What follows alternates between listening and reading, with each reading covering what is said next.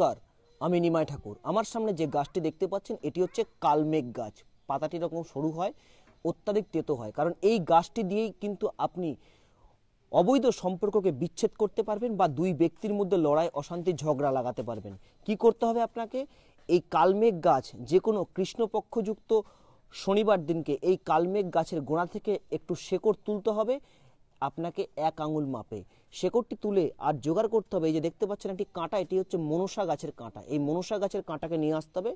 যখন শেকড় তুলবেন, আপনি যাদের মধ্যে বিচ্ছেদ ঘটাবেন সেই দুই ব্যক্তির নাম 11 বার করে বলবেন।